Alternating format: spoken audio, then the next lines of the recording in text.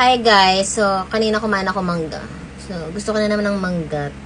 Kain ulit tayo ng mangga. Tapos bagoong ito, Bio. Ito yung bagoong ko na kinagha. Yan guys. Ito yung pinakamurang bagoong na mabibili dito sa TikTok. Kasi usually yung bagoong na 200 grams, 200 plus yan. Or 100 plus. Ito, 100 pesos lang. Taglish yan, oh. 100 pesos. I love you. Sabi to. So, yun guys. Ayan, lagyan ko ng ating mangga. At ayun, ready to eat na. Tsaka ito guys, ito yung bagong na, kahit konting-konti lang lagay mo. Napakamalasa niya. Ayan siya.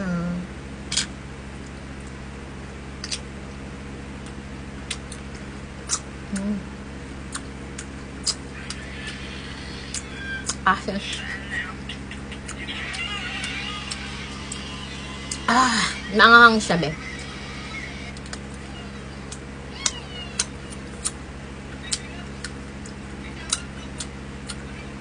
Asim.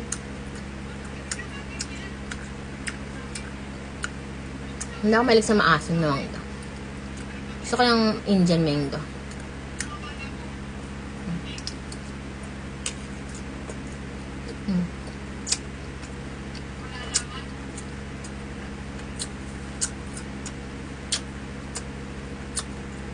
Asim.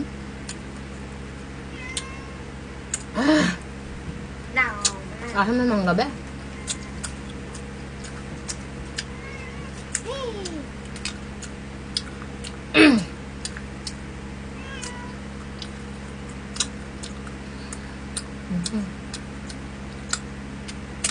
Mahilig ako dati sa mangga na may bagong.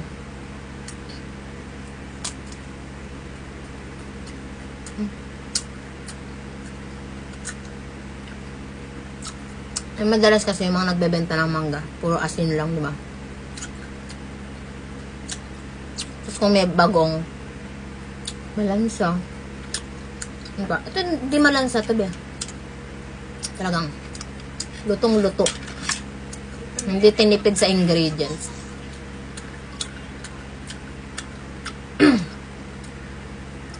Siguro kung i-rate ko to, 9 out of 10.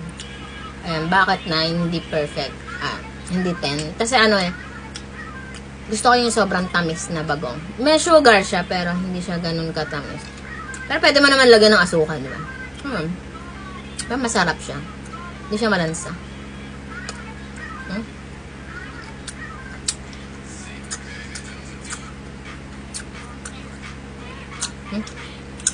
Ay, natapon.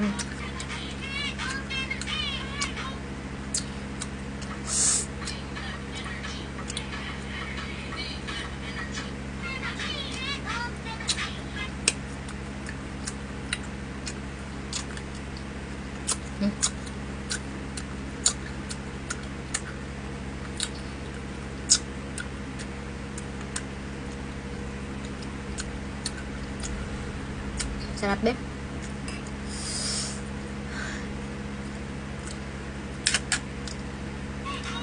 Yan guys, mangga with bagong.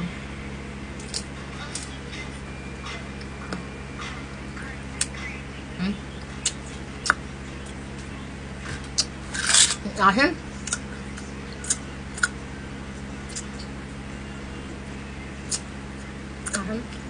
Asim na mangga.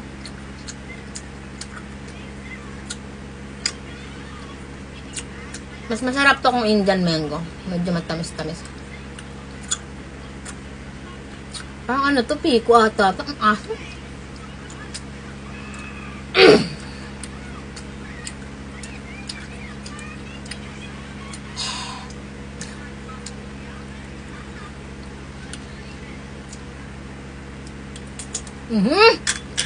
Ay! Yung bago. Masaan ko.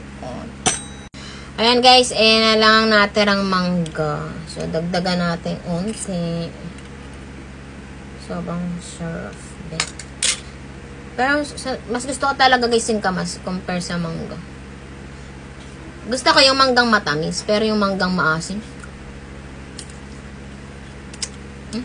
May buhok. Buko ko.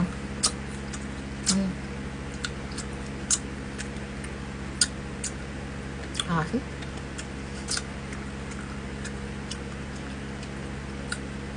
Hindi ko kaya yung challenge na hindi mangangasin. Last bite. Ang laki.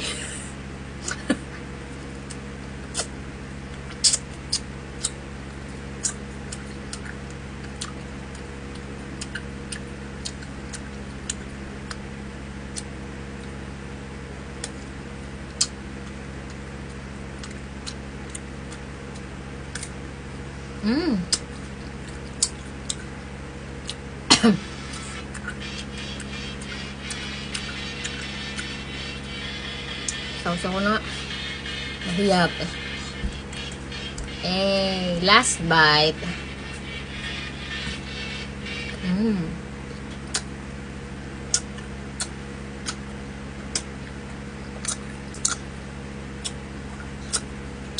Awesome.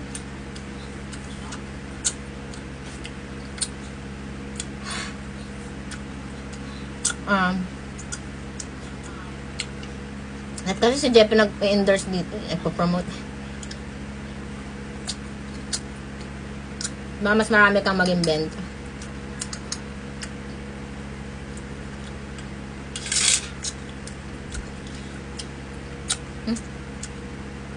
Check out nyo na guys, para matikman nyo rin. 100 pesos lang, napakamura.